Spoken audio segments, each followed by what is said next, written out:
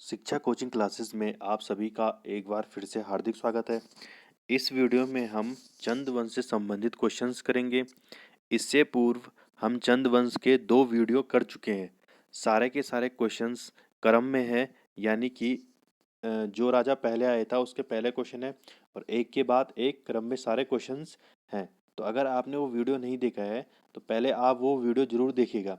Video ज़्यादा लंबा नहीं है, केवल 5 मिनट या 6 मिनट का है और उसमें हर वीडियो में क्या है 10 क्वेश्चंस हमने डाले हैं।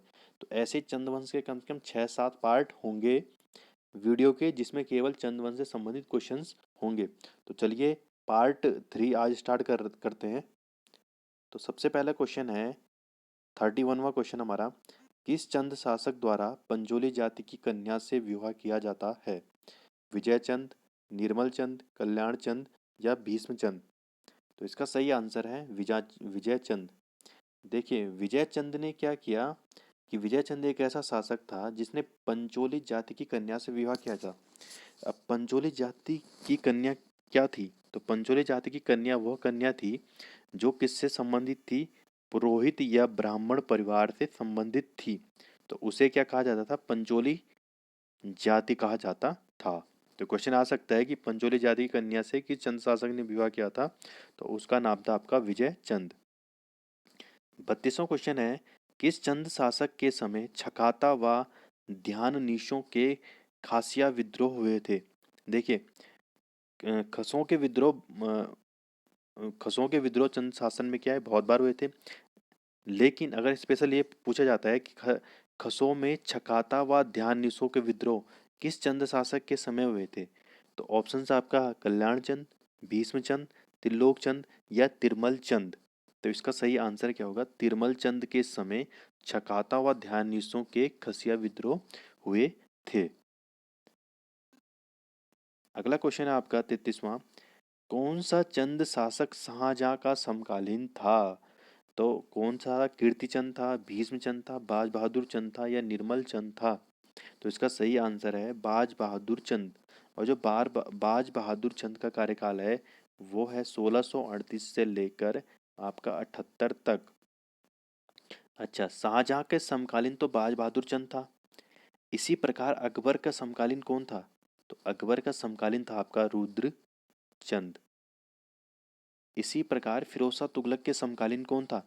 तो फिरोज शाह तुगलक के जो समकालीन था उसका नाम था ज्ञान चंद।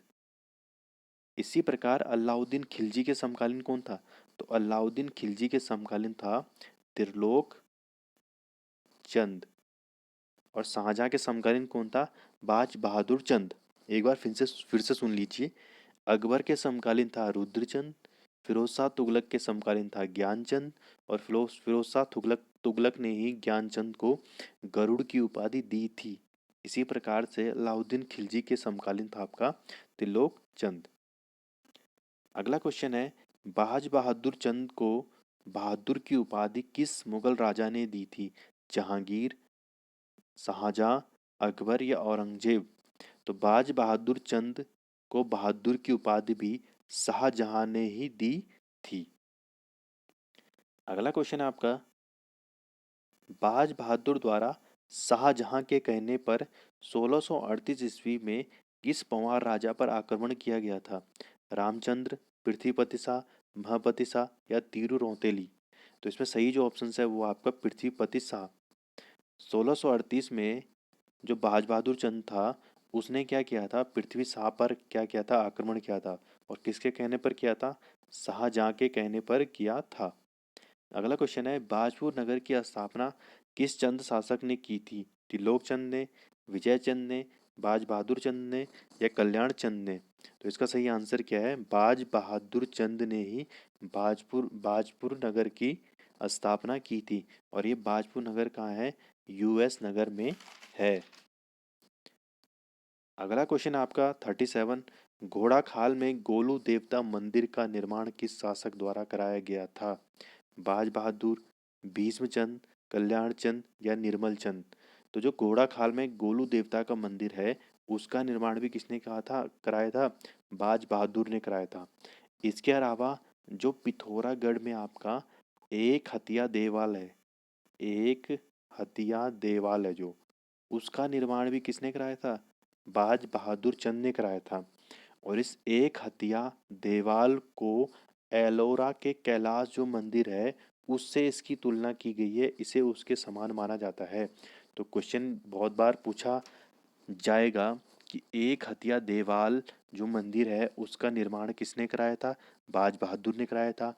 और ये मंदिर कहाँ है? पिथौरागढ़ में है। जबकि घोड़ाखाल के गोलू देवता का मंदिर का निर्माण भी किसने कराया था? बाज बहादुर ने करवाया था।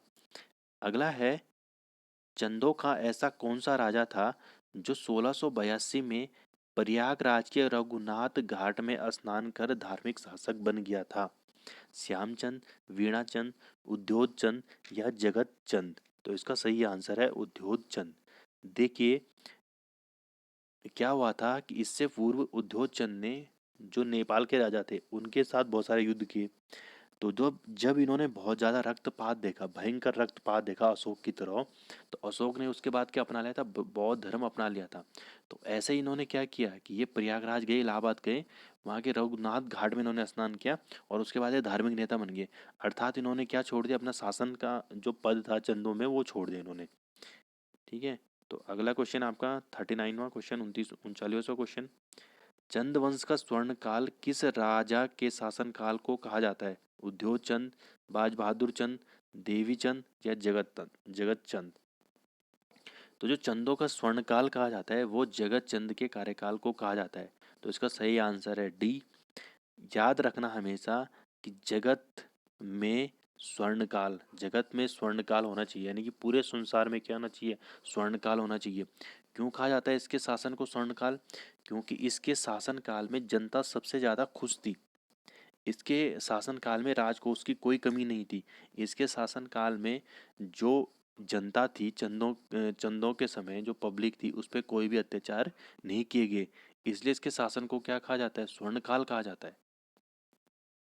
अगला क्वेश्चन है, कुमाऊं का मोहम्मद बिन तुगलक किसे कहा जाता है? बहुत इंपॉर्टेंट क्वेश्चन है, आ भी चुका है। देवी चंद को कहा जाता है, बाज बहादुर चंद को कहा जाता है, उद्योग चंद को कहा जाता है या कल्याण चंद को कहा जाता है? तो इसका सही आंसर है कुमाऊं का मोहम्मद बिन तुगलक जो कहा जाता है वो देवी चंद को कहा जाता है। तो आज के लिए इतना ही है। चैनल को सब्सक्राइब जरूर कीजिएगा। अगला पार्ट फिर कल डाला जाएगा। हर दिन क्या होते हैं? 10 क्वेश्चन होते हैं। तो ऐसे ही 10-10 क्वेश्चन करके हम चंद्रवंश खत्म करेंगे। उसके बाद पंवार वंश स्टार्ट करेंगे। और ऐसे ही पूरे पूरे के पूरे जितने भी उत्तराखंड में क्वेश्चन होंगे वो सारे के सारे हम उत्तराखंड जीके क्वेश्चन क्या है कर देंगे। तो धन्यवाद।